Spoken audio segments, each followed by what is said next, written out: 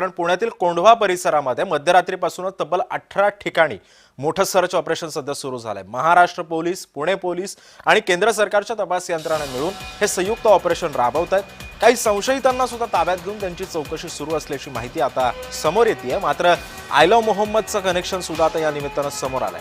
तसंच या मोहिमेचा सूत्रधार कोंढव्यामध्ये असल्याची माहिती मिळाल्यानं मुंबई एटीएसने ही कारवाई करायला सुरुवात केलेली आहे। त्यामुळे आता मध्यरात्रीपासूनच या कारवाईला आता वेग आलेला आहे। कोंढवासारखा भाग ज्या कोंढव्यातून काही दहशतवादी सुद्धा अरेस्ट केलेले होते पोलिसांनी मध्यंतरी, मात्र याच भागामध्ये अशा लोकांना थारा तरी कसा दिला जातो असा सुद्धा संतप्त सवाल आता पुणेकर विचारू लागलेले आहेत। या भागामध्ये सध्या मोठा पोलिसांचा बंदोबस्त सुद्धा तैनात करण्यात आलेला आहे। आयलो मोहम्मद हे मिशन राबवलं जात होतं।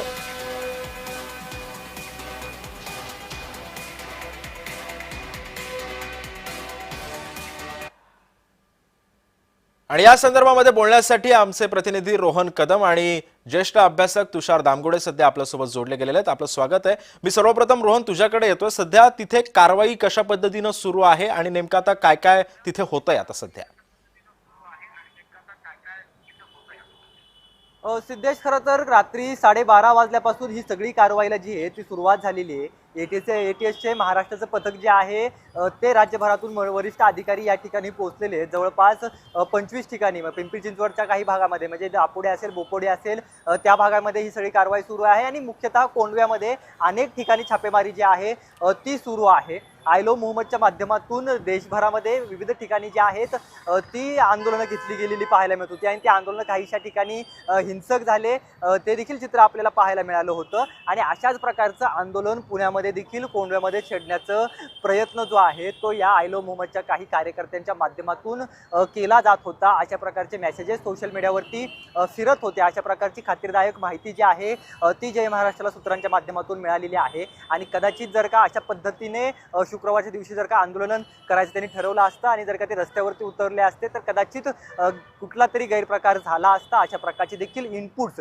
एटीएसला मिळालेले होते आणि त्या दृष्टीने एटीएसने पावले उचलली आणि या सगळ्या आयलो मोहम्मदच्या कार्यकर्त्यांच्या किंवा जे काही चळवळीतले ऍक्टिव्हिस्ट कार्यकर्ते होते त्यांच्या घरावरती छापेमारी केलेली पाहायला मिळते। आणि तिथून जवळपास काही mobile phone, 18-20 laptop, SIM card हा सगळा मुद्देमाल जो आहे तो जप्त केलेला आहे आणि अधिकचा तपास जो आहे तो एटीएस महाराष्ट्राच्या पथकाकडून सुरू आहे। त्यामुळे नेमके काय इनपुट्स एटीएसला मिळालेले होते आणि आयलो मोहम्मदचा सूत्रधार खरंच कोंढव्यामध्ये आहे का, या सगळ्याबाबत एटीएस जे आहे ते काही वेळामध्ये एक प्रेस रिलीज करणार आहे, प्रेस नोट रिलीज करणार आहे। आणि या सगळ्या धाडीच्या सत्रामध्ये नेमकं काय काय सापडलेलं आहे, नेमकी ही धाड कशासाठी होती आणि आयलो मोहम्मदचा सूत्रधार खरंच पुण्यामध्ये आहे का, या सगळ्याची उत्तर खरं रोहन। त्यामुळे आता आयलो मोहम्मदचा सूत्रधार खरंच तो कोंढव्यामध्ये आहे का याचा शोध जरी तपास यंत्रणा घेत असतील तरी त्यांच्या हाताला काय लागतं हे सुद्धा पाहणं महत्त्वाचं ठरणार आहे। मात्र आपल्यासोबत अभ्यासक तुषार दामगुडे सर सुद्धा आपल्यासोबत जोडले गेलेले। तुषार सर, मला सांगा, पुण्यासारखा हा एरिया ज्या कोंढव्या भागामध्ये अनेक दहशतवादी सुद्धा सापडले जातात, या लोकांना इथं थारा तरी कसा मिळतो आणि जरी मिळत असेल तरी ही लोक येतात तरी कुठून? नमस्कार. मला चांगलं आठवतंय आपल्या जय महाराष्ट्र चॅनलवर मागच्या वर्षी या कोंढव्याचा प्रवास या दहशतवादाकडे कसा झाला याचा एक स्वतंत्र कार्यक्रम आपण घेतला होता। त्याच्यामध्ये मी स्वतः त्याचा इतिहास सांगितला होता। मी ज्या व्यक्तींनी तो कार्यक्रम बघितला नाही त्यांना महाराष्ट्रातल्या लोकांना सांगू इच्छितो की एक हिंदू बहुल भाग जर त्याच्या इथली लोकसंख्या बदलली तर एका 30 ते 40 वर्षामध्ये तो दहशतवादाचं एक आंतरराष्ट्रीय केंद्र कसं बनतो याची एक उत्तम केस स्टडी म्हणून कोंढवा भागाकडे बघावं लागेल। कोंढवा भागामध्ये अशोका म्यूज येथे पहिल्यांदा आपल्याला आंतरराष्ट्रीय दहशतवादी सापडले। त्यानंतर वेळोवेळी इथे दहशतवादी केंद्र म्हणजे टेलिफोन एक्सचेंज असेल, पाकिस्तान जिंदाबादच्या घोषणा असतील, शस्त्रास्त्रांसहित कुठला तरी अतिरेकी हल्ला करण्याचे प्लॅनर असतील, अशा अनेक घटना या कोंढव्यामध्ये आपल्याला झालेल्या आढळतात। एनआयए असेल, महाराष्ट्र एटीएस असेल, दिल्ली एटीएस असेल, अशा अनेकांनी इथे कारवाई केलेली आहे। आजचा जो विषय आहे आयलो मोहम्मद आणि तत्सम ज्या काही रेड पडलेल्या आहेत, पोलिसांनी प्रेस घेण्याआधी मी काही अधिकृतपणे वक्तव्य करणं ठीक राहणार नाही। फक्त या पार्श्वभूमीवरती मी काही सांगू इच्छितो। मोहम्मद रशीद हे मुस्लिम समुदायाचे अत्यंत लाडके असे नेतृत्व आहे। ज्याप्रमाणे हिंदूंना आपले आस्था आहे त्याप्रमाणे मुसलमानांना देखील आहे। आणि या विषयाची सुरुवात झाली उत्तर प्रदेशमधून, जेथे एका अफवेतून पोलिसांनी आय लव्ह मोहम्मद हे बोलण्यासाठी लिहिण्यासाठी विरोध केला.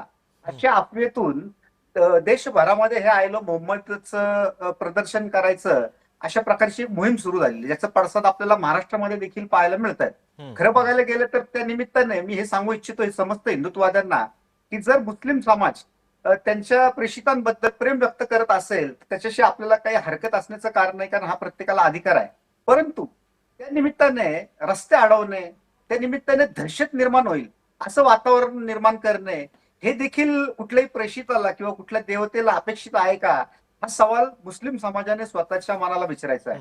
परंतु आपल्याला दिसतंय की अहमदनगरमध्ये नुकतंच या निमित्ताने काही गाड्यांची तोडफोड करण्यात आली. मग पोलिसांनी लाठीचार्ज केल्यावरती मग आम्ही आय लव्ह मोहम्मद पण म्हणत तुषार होतो सर, या म्हणून आय लव्ह आमच्यावरती हल्ला मोहम्मद झाला. आय लव्ह मोहम्मद हे जे काही अभियान राबवलं जातंय त्याला आता आय लव्ह महादेवनं आता उत्तर देतात काही आपले राजकीय नेते. मात्र हे अभियान कशासाठी राबवलं जाते, नेमकं या अभियानामागून काय छुपा यांचा अजेंडा आहे आणि आता याचा परिणाम कसा होऊ शकतो समाजावरती सुद्धा आणि आपल्यावरती सुद्धा? मी समस्त हिंदूंना सांगू इच्छितो त्या आधी, म्हणजे मुसलमानांना सांगण्याच्या आधी, की आय लव्ह महादेव हे आपल्या आत्म्यातून, अंतरात्म्यातून आलं पाहिजे. कुणाला तरी उत्तर म्हणून आपल्याला जर तसं वाटत असेल तर ती एक चिथावणीचा प्रकार होतो. आणि त्याचप्रमाणे आय लव्ह मोहम्मदच्या माध्यमातून दहशतीचं वातावरण निर्माण करणे हा देखील चुकीचा प्रकार आहे. या दोन्ही समुदायांनी आपला आत्मचिंतन करण्याची गरज आहे. एकीकडं आपल्या राज्यामध्ये ओला दुष्काळ पडलाय, संपूर्ण मंत्रिमंडळ तिकडं आहे, आपल्याकडे विकासाची अनेक कामं केली जात आहेत, आणि त्याच वेळी काही विरोधी पक्ष आणि हे काही फ्रिंज एलिमेंट आहेत, हे आपल्या राज्याचं वातावरण धार्मिक हिंसेकडे नेण्याचा प्रयत्न करत आहेत. त्यातून हे भाजप सरकार कसं मुस्लिम विरोधी आहे असं जे ठसवण्याचा प्रयत्न करत आहेत, तो मला वाटतं निश्चित चुकीचा आहे. आणि पुणे पोलिसांनी जास्तीत जास्त अभियान राबवून या कोंढवा भागामध्ये रात्री अपरात्री जे हॉटेल्स चालतात त्याच्यातून एक रॅकेट उभं राहिलेलं आहे अनैतिक धंद्यांचं, ज्याच्यामध्ये ड्रग्ज आहे, ज्याच्यामध्ये अनेक शस्त्रास्त्रांची उलाढाल आहे, हे सगळं मोडीत काढण्याची गरज आहे. त्याचा सगळ्यात मोठा भाग येतो तो म्हणजे अनेक मदरसे आणि मशिदी अनधिकृत आहेत, अनेक घरं ही अनधिकृत बांधलेत. माननीय गृहमंत्र्यांना मी विनंती करतो की ज्याप्रमाणे त्यांनी चाकणला कारवाई केली त्याप्रमाणे कोंढवा भागामध्ये एक सशक्त असं पोलीस दल देऊन महापालिकेने मोठी कारवाई राबवण्याची गरज आहे आणि ह्या दहशतवाद्यांचं केंद्र मोडून काढण्याची गरज आहे. पण तुषार सर, आता तुम्ही म्हणता या दहशतवाद्यांचं केंद्र मोडून काढायची गरज आहे, पण याच्या आधी सुद्धा अनेक कारवाया झाल्या की या कारवाया होतात, मात्र त्याच्यावरती ठोस अंमलबजावणी होत नाही, ठोस कारवाई करत नाही. कारण कारवाई अशी व्हायला पाहिजे की ती समोरच्याला धडकी भरवणारी असेल.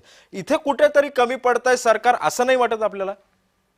जोपर्यंत सैन्य दलाला अन्न पाणी, शस्त्रास्त्र आणि पैसा पुरवला जात असतो तोपर्यंत कुठलंही सैन्य संपत नाही. त्यामुळं या दहशतवाद्यांना जेथून हे पाठबळ मिळतं आधी ती सगळी आर्थिक शक्ती संपवली पाहिजे.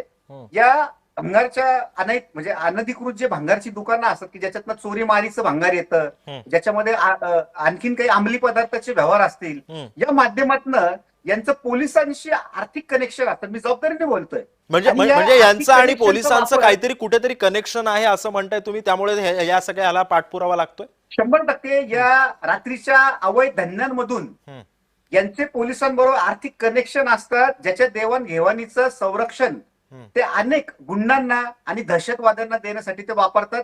पोलिसांना हे दहशतवादी आहेत अशा प्रकारची माहिती नसते, कारण त्यांचा तेवढा अभ्यास नसतो. कारण हे स्थानिक पोलीस पाकिटमारी आणि तत्सम ह्याच्यामध्ये गुंतलेलं असतात. यांनी कधीही स्वतःहून आंतरराष्ट्रीय दहशतवाद काय आहे, समाजामध्ये काय घडामोडी घडत आहेत याचा अभ्यास करण्याची त्यांच्याकडे इच्छाशक्ती उरलेली नसते. आणि आपल्याला असं दिसतं की त्याचा परिणाम ज्या गोष्टींना नको त्याला पाठबळ नकळतपणे देण्याकडे हा प्रकार घडतो. तर मला असं पोलीस दलाला विनंती करायची आहे की हे जे सगळं अनधिकृत आहे की ज्याच्यामध्ये अनेक गोष्टी आहेत की जे मी काही सांगण्याची आवश्यकता नाहीये, पोलिसांकडे याचा सगळा इंटेल असतो, तर ते निर्ममपणे मोडून काढण्याची गरज आहे. तुम्हाला कुठल्याही हिंदू बहुल वस्तीमध्ये रात्री 2 वाजता कुठलंही हॉटेल सुरू दिसणार नाही, परंतु या भागामध्ये तुम्ही आज रात्री जरी आले तरी मी तुम्हाला अत्यंत उत्तम जेवण आणि सगळे प्रकारची सेवा पुरवू शकतो. त्यामुळे तुम्ही जर असं म्हणत असाल की हे सगळं कशातून उभं राहतं, तर हे सगळ्या आर्थिक शक्तीतून हे उभं राहतं. आर्थिक शक्ती मग ही पुरवण्याची नेमकं कोण पुरवतं या आर्थिक शक्तीला?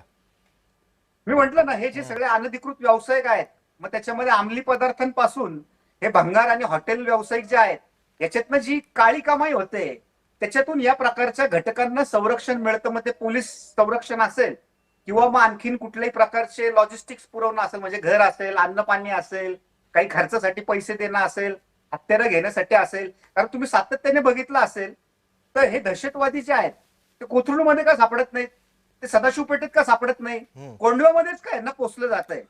कारण यांना पोचणारी एक मानसिकता, यांना पोचणारी एक यंत्रणा या भागामध्ये रुजलेली आहे. खरंय.